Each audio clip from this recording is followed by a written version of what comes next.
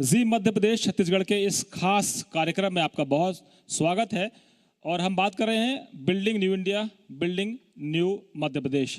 और हमारे साथ एक खास मेहमान हैं जिनके ऊपर जिम्मेदारी है कि मध्य प्रदेश जैसे शांति के टापू के तौर पर जाना जाता है और गृह मंत्रालय नरोत्तम मिश्रा जी के पास है। वो प्रदेश के गृह मंत्री हैं। मैं आपसे शुरुआत इस सवाल से करूं नरोत्तम जी कि सबसे बड़ी जो चिंता होती है वो होती है सुरक्षा की। जान माल की सुरक्षा हो, शांति व्यवस्था अच्छी हो तो उद्योगपति भी खुश होते हैं और आम जनता भी खुश होती है। तो आपके हिसाब से मैं कहूं कि रामराज है या विरोधियों की मान लूं कि रावण ज़्यादा सर उठा रहे हैं आजकल? विरोधी कैसे इस बात को कह सकते हैं? जो विपक्ष की सरकार तब थी 10 साल या 15 महीने, अब ये दोनों को ही सामने रख के तौल सकते हैं।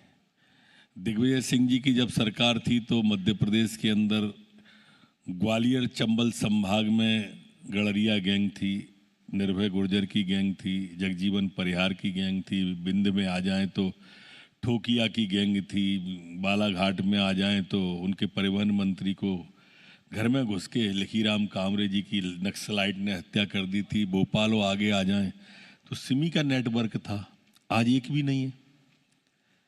पिछले 15 साल में एक भी नया पैदा नहीं हुआ चिन्हित गैंग। और होता भी है तो मरता है, चाहे नक्सली हो चाहे डाकू हो। तो इसलिए वो कैसे कहेंगे इस बात को समझाएं विपक्षी लोग? विपक्ष को तो अधिकार ही नहीं है कि वो हमारे ऊपर ये आरोप लगा सकें।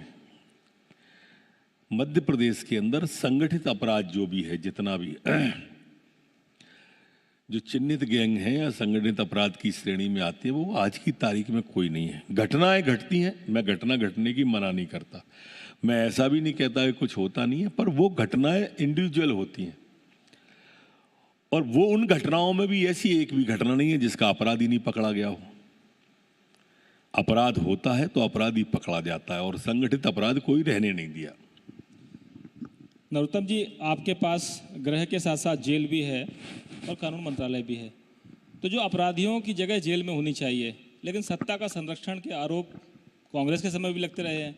लेकिन कांग्रेस के तब के मुख्यमंत्री कहते हैं कि हमने तो बुलडोजर चलवाया, और बीजेपी राज में माफिया को संरक्षण मिलता है। उन्होंने शुद्ध जो एक तरह से कहें कि अभियान चलाया कि जो लोग मिलावट करते हैं उनके खिलाफ अभियान चलाया, माफियाओं पर बुलडोजर चलाया, उनका दावा है। लेकिन जो अपराधी हैं वो जेल की बजाय खुले अगर घूमेंगे तो सवाल तो व्यवस्था पर उठेंगे। देखिए, इन्होंने सबसे पहले माफिया के नाम पर इंदौर से प्रारंभ किया, जीतू जी के नाम पर।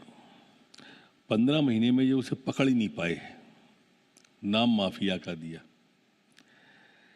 ये किसी अपराधी को पकड़ पाए ही नहीं, वो भी हमारी सरकार ने आने के बाद पकड़ा है, इन्हें नहीं पकड़ पाया था। प्रश्न दूसरा ये भी पैदा होता है कि आप जो बात मिलावट की कर रहे हैं, इन्हीं के मंत्री उस समय के, इन्हीं के नेता तुलसी सिलावट जी उस समय मंत्री थे, और उन्होंने कहा कि मेरे पे फाइल आती नहीं है, सब बाली वाला निबट जाते हैं, हम पकड़ते हैं और ऊपर से छूट जाते हैं। अब ऊपर कौन था उस समय? मंत्री ये थे और मुख्यमंत्री कमलनाथ जी थे। वो सरकार बहुत अजीब गरीब टाइप की थी। जैसे उनके मन मंत्री उमंग सिंगार कहते थे सबसे बड़ा खनिज माफिया दिग्विजय सिंह है, सबसे बड़ा शराब माफिया दिग्विजय सिंह है। और न दिग्विजय सिंह खंडन करते थे न उमंग सिंह, आज तक नहीं किया किसी ने खंडन। उनकी एक मंत्री कहती थी बिना लिफाफे की कोई ट्रांसफर ही नहीं था। उनकी देखो, आज कांग्रेस का व्यक्ति हम पे आरोप लगाए और हम कांग्रेस पे लगाएं तो ये बात कुछ समझ में आती है कि दोनों प्रतिस्पर्धी दल हैं, लेकिन उनके मंत्री उन पे आरोप लगाते थे और वो मुस्कुराते थे। तो समझ नहीं आता था, दोनों भूमिकाएं वो ही निभाते थे, इसलिए जल्दी अस्ताचल की ओर चले गए। लेकिन अब तो तुलसी सिलावट जी आपके साथ हैं, अब तो पाला बदल के आ गए। अब तो बता देंगे कि किसने फाइलें रुकवाई, किसने फाइलें चलवाई, किसने ट्रांसफर पाला नहीं बदला, कोई पाला नहीं बदला है। उनने जनादेश लेके आए हैं, विधिवत जनता का जनादेश लिया है उनने। पाला बदल छोटा शब्द है उनके लिए। इस्तीफा दिया, जनता के बीच में गए, जनादेश लिया, फिर आए। अच्छा, बीजेपी ऐसी गंगोत्री है जिसमें कोई भी डुबकी लगा ले सब पवित्र हो जाते हैं? प्रश्न जनता गंगोत्री होती है, बीजेपी नहीं होती है। जनता के बीच गए वो। लोकतंत्र के अंदर चुनाव एक कसौटी होती है। आप अगर उस तराजू पे तोले जाओगे, और ऐसा माना गया है हमारे यहाँ के ये दो लोगों से जनार्दन कहा जाता है, एक तो परमात्मा से जनार्दन कहते हैं, एक जनता से जनार्दन कहते हैं। तो जब जनता जनार्दन का आदेश कोई लेके आ जाता है तो हम तो जनता को भगवान मानते हैं, भगवान ने भेजा है तो पवित्र है। लेकिन जब वो विरोध में थे तब आपकी पार्टी के नेताओं के बयान और उनके बयान आपकी पार्टी के नेताओं के खिलाफ, सर्वोच्च नेताओं के खिलाफ, प्रधानमंत्री तक के खिलाफ सिंधिया जी के बयान चर्चा में है। दूसरा, आपकी पार्टी के नेता खुलकर ग्वालियर में बयान देते थे, खुलकर ग्वालियर में बयान देते थे सिंधिया जी के खिलाफ। आज सिंधिया जी नागरिक उड्डयन मंत्रालय संभाल रहे हैं। तो राजनीति में जब वो आपके पास आ गए, चलिए जनता के जरिए आ गए, तो वो पवित्र हो गए या फिर वो आरोप धुल गए? जनता ने पवित्र करके दिया ना। मैंने कहा कि उन्होंने पहले इस्तीफा दिया, पहले कांग्रेस से नहीं दिया, पहले विधानसभा की सदस्यता से इस्तीफा दिया, फिर कांग्रेस से दिया, फिर जनता की अदालत में गए, जनता से चुनाव जीते, फिर मंत्री बने सरकार में आके। तो हम तो कह रहे हैं ना कि हम अब भाजपा को मत कहो, आप जनता को बात करो। जनता से जो आया है चुन के सिरोधार्य है। हमेशा भारतीय जनता पार्टी जनादेश को सिरोधार्य करती है, तब भी करती थी, आज भी करती है, कल भी करेंगे हम। एक मंत्रालय और आपके पास है, कानून मंत्रालय, और कानून का काम है व्यवस्था को बनाए जितने 4 विभाग हैं मेरे पे, कानून बनता है विधानसभा में। मैं सबसे पहले इसी इमारत में चुन के आया था 90 में, आज से 32 साल पहले सबसे पहले इसी में जीत के आए थे हम। तब से अभी तक पारी चल रही है, तो इसी में हम कानून बनाते हैं। दूसरा विभाग पर कानून मंत्रालय है, वहाँ उसको फ्रेम में ढाल देते हैं हम। फिर तीसरा है गृह विभाग के, जो कानून का पालन नहीं करता उसको बंद करते हैं, और बंद करके फिर जेल में भेज देते हैं। तो जेल विभाग भी मेरे पे, पूरी साइकिल है। तो पूरी व्यवस्था आपके पास है। तो जनता के जो सवाल हैं, जनता पूछती है कि भाई साहब, हम तो आपको लाए सत्ता में, और सत्ता में लाने का मकसद ये था कि आप लोग सत्ता में आएंगे तो रामराज आ जाएगा। रामराज की कल्पना आप भी करते हैं और पूरे देश में लोग करते भी हैं। लेकिन क्या आप मानते हैं कि भ्रष्टाचार पूरी तरह खत्म है, शांति व्यवस्था एकदम बरकरार है, अपराधी मैं दोबारा अपनी बात को स्पष्ट कर दूं, ये कोई भी नहीं कह रहा कि शांति व्यवस्था दुरुस्त है। मैंने ये कहा कि संगठित अपराध कोई भी नहीं बचा, संगठित गिरोह को नहीं है आज की तारीख में। जब मैं आपसे बात कर रहा हूं, वो डाकू का गिरोह हो, वो सिमी का हो, वो नक्सलाइड हो, घटना घटित होती है, मैं कह रहा हूं, पर ऐसा कोई अपराधी नहीं है जो स्वच्छंद घूम रहा हो। घटना घटित होने पर तो कोई भी नहीं रोक सकता ना। प्रयास लगातार कर सकते हैं और बेहतर करने की कोशिश हम करते हैं। लेकिन एनसीबी के आंकड़े जब आते हैं, नेशनल क्राइम ब्यूरो के जब आंकड़े आते हैं, तो उसमें बहुत से आंकड़े ऐसे हैं तो जो मध्य प्रदेश के खिलाफ जाते हैं, यानी आप महिलाओं के खिलाफ अपराध किसी न किसी प्रदेश के खिलाफ तो कोई ना कोई आंकड़ा जाएगा एनसीबी का। ऐसा तो है नहीं कि सबके बारे में नंबर 1 किसी को दे दिया जाएगा। हमें तो, हम ये मानते हैं कोई भी कमी बताए हमारे लिए तो आप भी एनसीबी से कम नहीं हो, आप भी कमी बताते हो आदरणीय दिलीप भाई साहब, हम उसको भी सर झुका के स्वीकार करेंगे और सुधार करेंगे। अच्छा, विरोधी जो सवाल उठाते हैं वो क्या केवल राजनीति के लिए होते हैं या उनकी आप बात गंभीरता से लेते हैं? क्योंकि कहा जाता है, नहीं, बात तो सबकी भी कहा जाता है, निंदक नीरे राखिए आंगन कुटी छवाए, बिन पानी बिन साबुना निर्मल करे सुहाए। उनकी भूमिका यही है।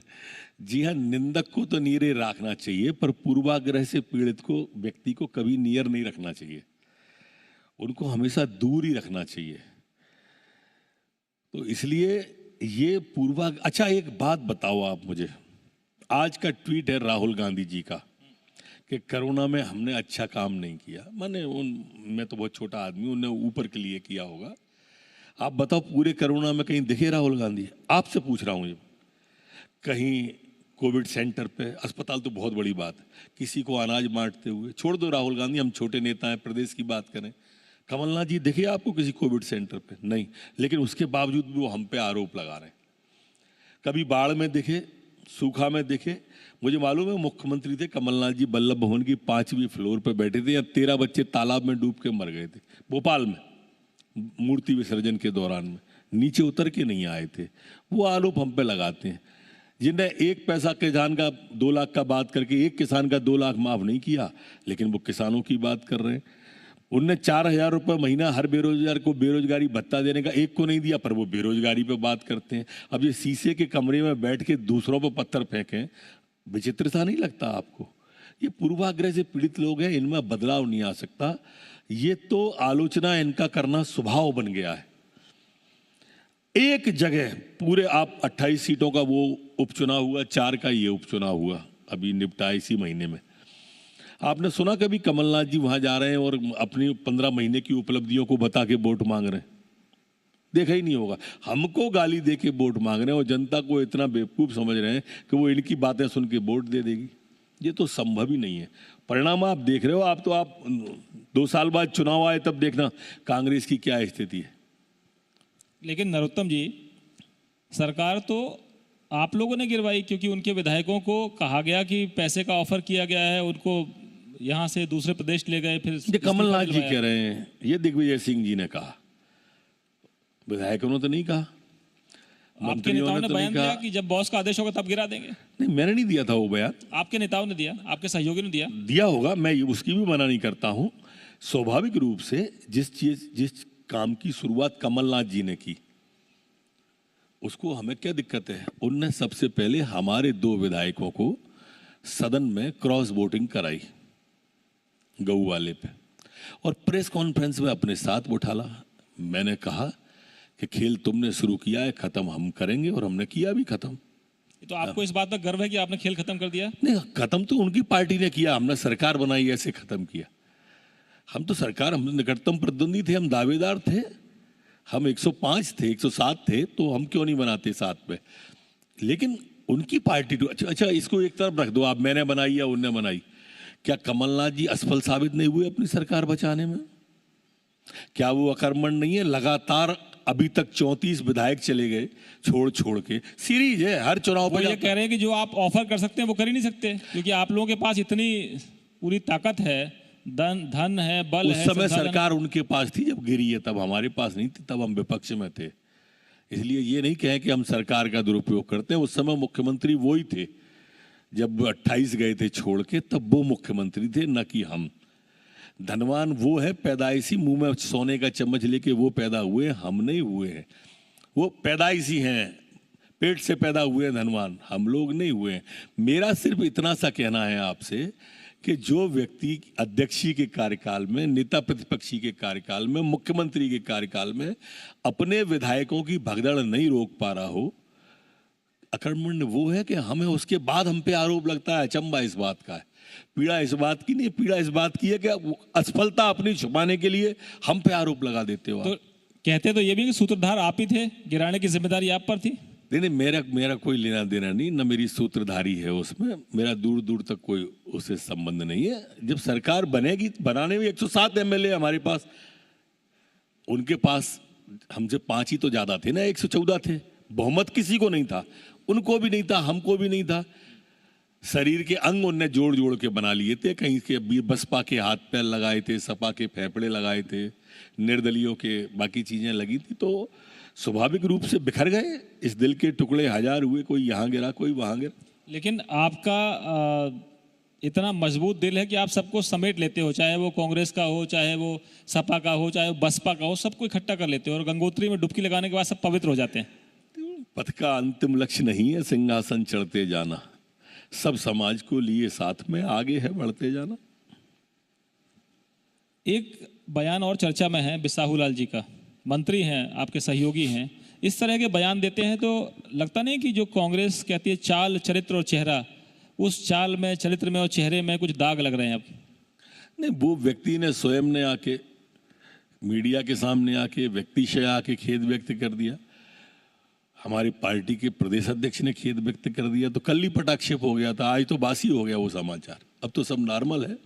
इससे पहले भी वो इस तरह के बयान दे चुके हैं, उनके तो पिस्टल लहराते हुए गोली मार देने की बात करते हुए पहले भी तस्वीरें आ चुकी हैं। तो बिसाहू लाल जी बदले नहीं, बहुत सीनियर नेता आपकी है, पार्टी में आके भी नहीं बदल रहे हैं। वो बुजुर्ग नेता भी हैं, वरिष्ठ नेता भी हैं, बहुत लंबे समय से विधायक है और उनका लंबा कार्यकाल है।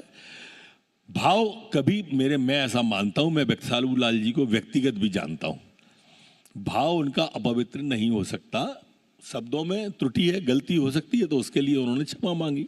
लेकिन आपकी पार्टी के लोगों ने भी तो नाराजगी जताई कि ऐसा मंत्री बना रखा है जो इस तरह के। किसने नाराजगी जताई? बहुत से लोगों ने बयान दिया, रामेश्वर शर्मा ने बयान दिया, आपके अध्यक्ष को माफी मांगनी पड़ी, विरोधी कह रहे हैं कि नहीं, साहब अगर कोई टंकण में त्रुटि, शब्दों के उच्चारण में अगर त्रुटि है तो माफी मांगने में क्या बुराई है? झुकने में, विनम्रता में क्या बुराई है इसमें? मैं नहीं मानता कि इसमें कोई गलती है। कोई, मैं भी, आप बताओ, मैं कोई गलती करूंगा तो आपके सामने माफी मांग के जाऊंगा। एक कानून की बड़ी चर्चा है कि अगर दंगाई जो होंगे वो सरकारी संपत्ति को या निजी संपत्ति को नुकसान पहुंचाएंगे, उनकी भरपाई करवाएंगे। जिस तरह का कानून उत्तर प्रदेश में बन चुका है, मध्य प्रदेश में भी ला रहे हैं जी। तो आपको लगता है कि ये एक रामबाण साबित होगा या फिर एक चुनावी? रामबाण तो साबित क्या होगा, ये भविष्य के गर्त में छुपा रहता है। लेकिन क्या होता है कि अपराधी के पैर नहीं होते हैं। अज्ञात आशंकाओं से अपराधी हमेशा ग्रसित रहता है। कोई भी अपराधी हो, अपराध बोध से ग्रसित रहेगा। और जब कानून का भय होता है तो निश्चित रूप से वो भयभीत रहता है, और अपराधी को भयभीत रहना ही चाहिए, ऐसी मेरी मान्यता है। ये मेरी मान्यता ही नहीं है, आदिकाल से आज तक जेल प्रथा इसीलिए चली है। पुराने टाइम में भी चली, राजाओं के टाइम में भी चली, अंग्रेजों के टाइम में भी चलती आई है। अंग्रेजों के टाइम में तो कहावत थी कि काठ में, ठाठ में और खाट में, 3 जगह ही आदमी डरता है।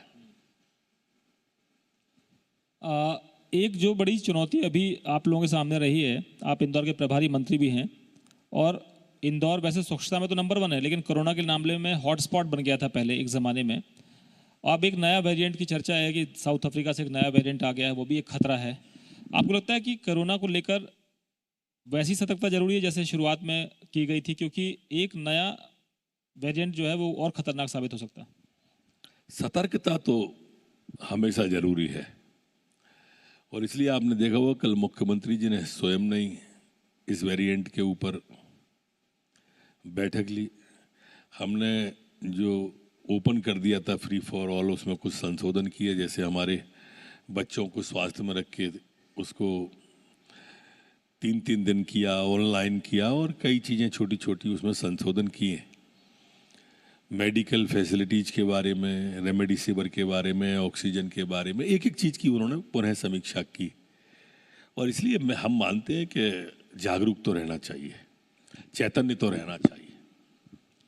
लेकिन कहीं सरकार जो तंत्र बनना था, सुरक्षा तंत्र होना चाहिए था, स्वास्थ्य व्यवस्थाएं होनी चाहिए थी। हालांकि महकमा आपका नहीं है, लेकिन सरकार में आप एक वरिष्ठ मंत्री हैं, पहले आप स्वास्थ्य विभाग संभाल भी चुके हैं, आप चीज़ों से वाकिफ भी हैं। तो ये लगता नहीं कि जो प्राइमरी फोकस वाला एरिया होना चाहिए था, कि कोरोना ने एक बात सिखाई है कि आपका प्राइमरी हेल्थ सिस्टम, खासतौर पर सरकारी तंत्र व्यवस्थित होना चाहिए, नहीं तो प्राइवेट अस्पतालों में तो लोग लुट गए, सब कुछ बिक गया और जान भी चली गई। बिल्कुल पूरी तरह से दुरुस्त होना चाहिए, और इसलिए आज मध्य प्रदेश का कोई जिला ऐसा नहीं बचा जहां हम ऑक्सीजन का निर्माण स्वयं नहीं कर रहे हो। ये पिछले 3 महीने की उपलब्धि बता रहा हूं। आज हम पूरे आत्मविश्वास से भरे हुए, नए वेरिएंट आता है तो हर अस्पताल पर हमारा ऑक्सीजन सिस्टम तैयार है। तब भी प्राइवेट को हमने निःशुल्क किया, अब भी हमने स्वयं की अपनी इतनी तैयारी कर ली है कि अब किसी को जाना नहीं पड़ेगा। ऑक्सीजन के क्षेत्र में रेमडेसिविर स्टॉक करके रखा है कि किसी को जाना ना पड़े दवाई के लिए, या भटकना ना पड़े दवाई के लिए। और मैं मानता हूं कि हम पूरी तरह से चौकन्ने हैं।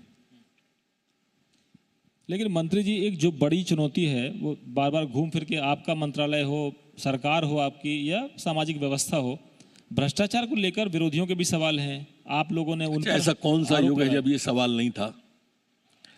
कोई कार्यकाल ऐसा बता सकते हो कि तब ये सवाल नहीं था?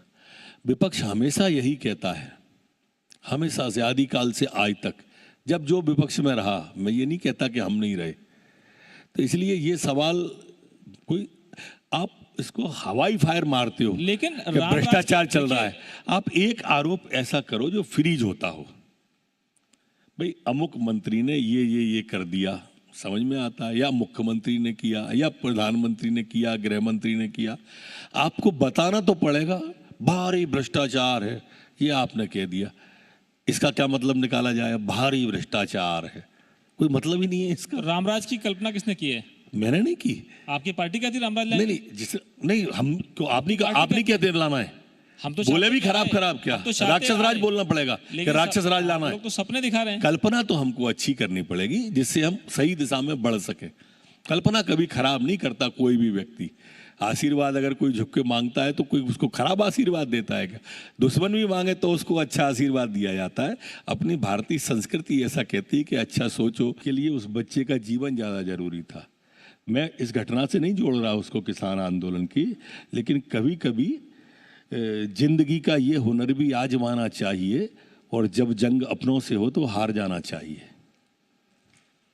नरोत्तम जी, लेकिन वो कह रहे हैं कि जो 700 लोग अपनी जिंदगी हार गए, हैं? 700 किसान जो अपनी जिंदगी हार गए, अगर ये पहले वापस ले लेते वो घर चले जाते हैं। पुलिस ने एक गोली चलाई नहीं, आंदोलन में कोई लठ चला नहीं, 700 शहीद हो भी गए। आप ही उसका कुछ हमें मार्गदर्शन कर दो कैसे हो गए। हम मान लेंगे आपकी मान रहे, हम मना तो कर ही नहीं रहे। आप ही बता दो ना, आपने वहाँ गोली चली नहीं है, तोप चली नहीं, बंदूक चली नहीं, कह रहे हो कि 700 शहीद हो गए, हम स्वीकार रहे हैं, सर झुका के रहे। मार्गदर्शन तो दे दो क्या हो गया। ऐसे खामोशी से निहारोगे मैं डर जाऊंगा। मैं आपकी प्रतिभा को जानता हूं दिलीप जी। मैं ये मान लूं कि जो गए हैं वो अपने से गए, उनकी उम्र पूरी होली थी। नहीं, मैं तो मानने तैयार हूं। मैंने अस्वीकार नहीं करा। मैं तो सिर्फ चूंकि मैं वहां घटना, आप दिल्ली रहते हो, आप घटना स्थल पे गए हो, मैंने आपको देखा है लाइव इस पे स्क्रीन पे, तो मैं तो आपसे मार्गदर्शन मांग रहा था कि भाई मैंने गोली चलती देखी नहीं, कुछ और ऐसी कार्रवाई देखी नहीं।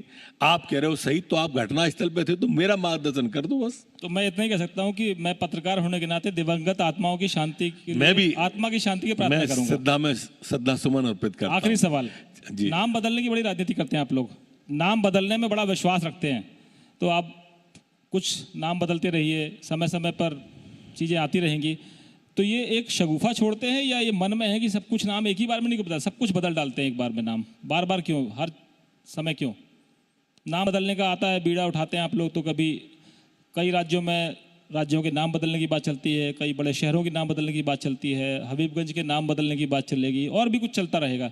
ये ऐसा क्यों बार बार होता है? सरकार तो आप 15 साल से चला रहे हैं। नाम हमने नहीं बदले हैं। इलाहाबाद प्रयागराज को किसने किया? नाम उनने बदले थे, हमने तो उस जगह पे पहुंचा दिया। प्रयागराज को प्रयागराज कर दिया, बदला कहाँ है नाम? जो बदल गया था उसको करेक्ट कर रहे हैं हम, चाहे बाकी के नाम हो या नए नाम हो। दूसरा, गुलामी का सूचक अगर कोई नाम है उसको अगर कोई बदला जाता है, या हम अपने महापुरुष की स्मृति में कोई नाम रखते हैं, तो इसमें क्या बुराई है? क्या प्रियदर्शनी, क्या नेहरू, क्या इंदिरा एक ही परिवार का ठेका है, इन्हीं के नाम से होगा। खो खो होगी तो इनके नाम से, मेडल होगा तो इनके नाम से, कबड्डी होगी तो इनके नाम से। आखिर इनका खेल में योगदान क्या है?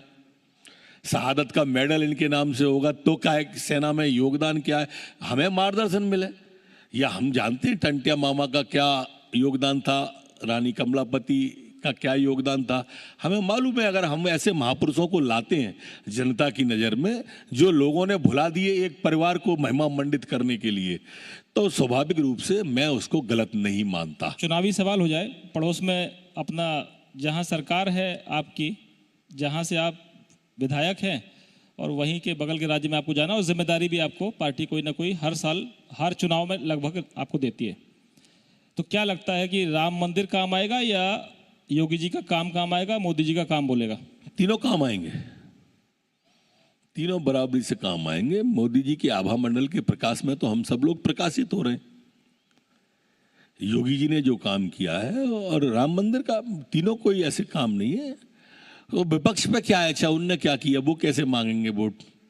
वो तो दिखा रहे हैं कि 22 में बाइसिकल आ रही है, क्योंकि बहुत परेशान है। 22 में बाइसिकल 2022 में साइकिल आ जाएगी, और जनता हताश हो चुकी है, बीजेपी से निराश हो चुकी है। जो हालात हैं प्रदेश के, वो ये दावा कर रहे हैं कानून व्यवस्था खराब है, हर जगह हत्याएं, बलात्कार, अपराध हो रहा है। योगी जी कह रहे हैं कि हमने बुलडोजर कानून व्यवस्था की बात अखिलेश यादव कर रहे हैं। आप अचंभा तो देखो, आप कातिल ने बचने का जब रास्ता निकाला, भीड़ में घुस के खुद ही पूछने लगा इसे किसने मार डाला। ये भी एक तरीका है। जनता बहुत, प्रजातंत्र मजबूत हो गया आदरणीय, बहुत मजबूत है। चलिए, शेरो शायरी के इस अंदाज से अब ये चर्चा हम यही खत्म करते हैं। कार्यक्रम को हम आगे बढ़ाते हैं और अपने सहयोगी प्रिया से कहेंगे कि जो हमारे मेहमान हैं उनको सम्मानित कराया जाए गृह मंत्री जी के हाथों। बहुत बहुत शुक्रिया। इसी अंदाज में आप रहें, मुस्कुराते रहें और जनता भी ऐसी मुस्कुराती रहे, हम ये उम्मीद करते हैं।